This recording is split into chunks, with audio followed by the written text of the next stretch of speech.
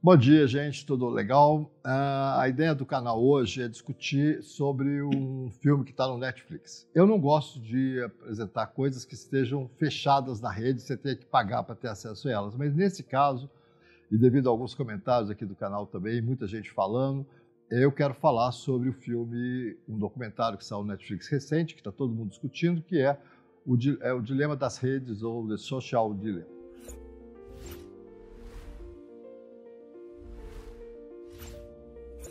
Esse filme é super importante para a gente discutir hoje, mas ele tem certos, o lado positivo e o lado negativo. Na verdade, para quem já é assinante do canal, aqui, assinante não, mas que acompanha o nosso canal, que aliás é o único canal do YouTube que fala que não precisa pôr o like do sininho. Não, o like pode pôr, o sininho não precisa. E o dislike também, se quiser. Mas a ideia é a seguinte: esse filme foi lançado recente e é um documentário construído sobre relatos de ex-funcionários do Facebook, Instagram, Mozilla, de vários donos da rede digital, que a gente vem conversando aqui. E esses ex-funcionários começaram a perceber o que a gente já vem discutindo aqui no canal há um tempo, que era o mal que essas redes fazem. Não só o Facebook, que é a pior de todas, eu acho, do ponto de vista de influenciar e de vender os dados e de criar condições, por exemplo, políticas em vários países do mundo, alterar regimes políticos, como também de todas as outras.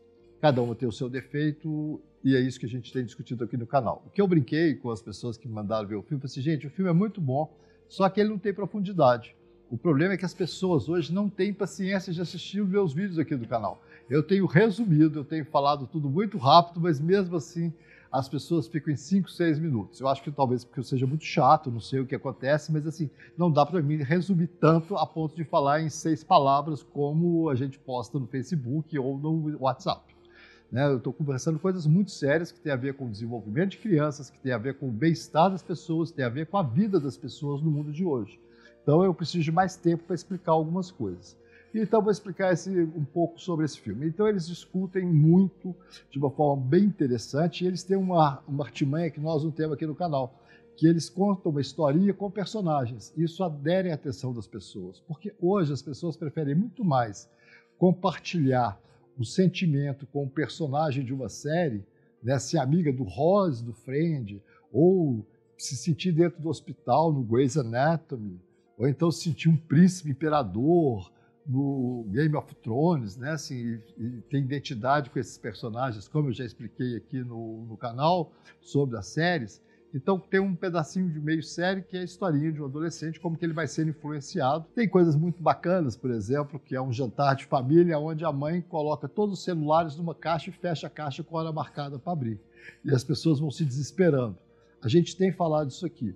À medida que você começa a acreditar que um celular faz parte de você em todos os atos da sua vida, seja dormir, acordar, se masturbar, né, ter relações sociais, o celular é como se ele tivesse sido embutido em você. Ainda não chegou nessa fase, mas podemos caminhar para lá. E o que o vídeo alerta é isso. A gente está entregando os nossos filhos, a gente está entregando a nossa individualidade para um sistema econômico, neocapitalista, que só tem interesse em lucro, onde tudo é commodity, tudo é vendável, seja a sua integridade sexual, seja a sua integridade pessoal, isso tudo pode ser vendido para alguém que tem interesse nisso.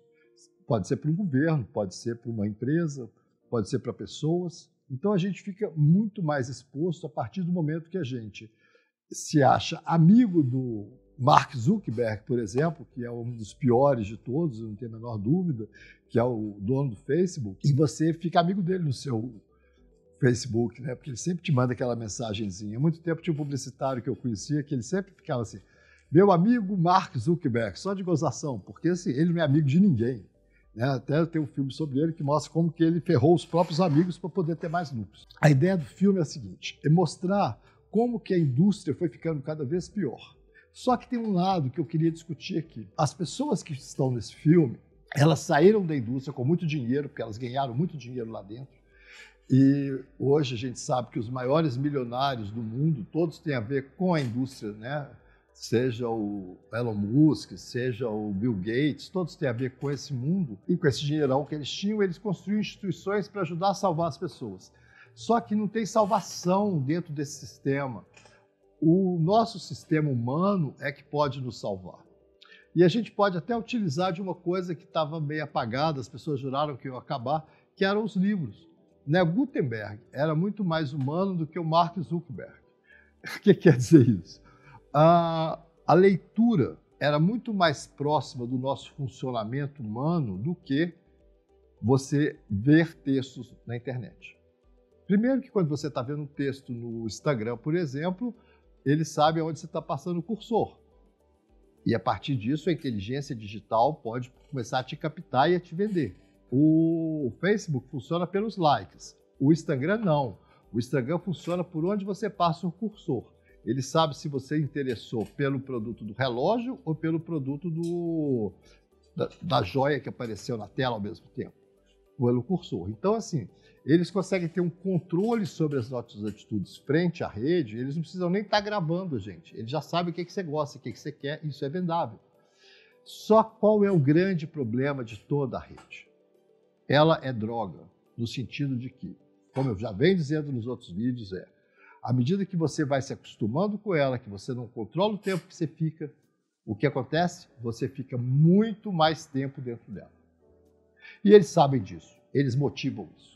Então, eles motivam que as pessoas fiquem mais à noite, porque eles sabem que quanto mais à noite a pessoa fica, mais no dia seguinte ela vai usar de novo. Então, as publicações mais interessantes acontecem à noite. Eu, por exemplo, caí nessa história de série que eu falo mal, tem uma série da HBO que eu resolvi assistir, mas ela só começa terminando às 10h30 da noite. Não existe ela no horário da manhã para eu assistir. Eles têm uma estrutura que eles sabem como a gente funciona. Isso não é novidade, tá? Isso já vinha acontecendo antes. As grandes empresas de comunicação já faziam um pouco disso. A Rede Globo, no Brasil, por exemplo, ela mudou o horário da família brasileira em 3 horas para poder ganhar mais pontos no Ibope, com o Jornal Nacional, que era o mais vendido. Então, isso não é novidade. Qual é a novidade? A novidade é que as pessoas não percebem isso. Porque como o celular é amigável, ele é próximo, ele faz parte de você, né? E as crianças hoje, outro dia, o menino atirou o roteador na cabeça da mãe durante o EAD, porque a mãe dele comprou uma bosta de roteador e que não funcionava nada. Não era o roteador que era ruim, é a internet brasileira que é uma porcaria. Mas o que é grave nisso? Ele acusar uma pessoa viva, que é a mãe dele, né, de um problema que foi criado para ele por uma dependência de um mundo digital, cara. As pessoas não entendem isso, entendeu? Assim, eu venho falando assim, na pandemia não tem que ficar mais tempo em tela.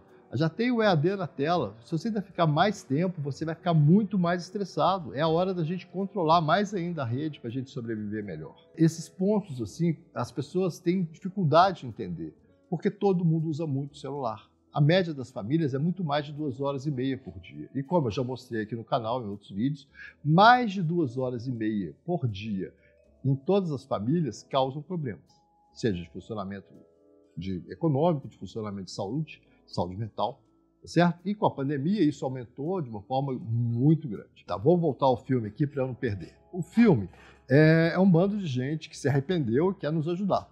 Eles passam coisas muito importantes que eu acho que a grande parte da população não tem acesso a essas informações. E aqui no canal a gente já vinha falando delas, mas ninguém, né, nós ainda não atingimos o público que a gente gostaria. Mas eles acreditam que eles vão poder ajudar essas pessoas trabalhando dentro da rede. Isso não existe, eu quero deixar muito claro isso. Nós temos que ter autonomia frente à rede. A gente tem que aprender a dizer não para essa dependência química.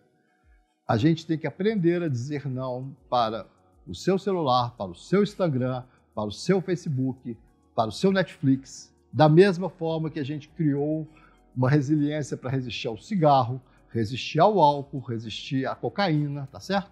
Então, o importante, gente, é entender que a mídia digital vicia e quer mais viciados.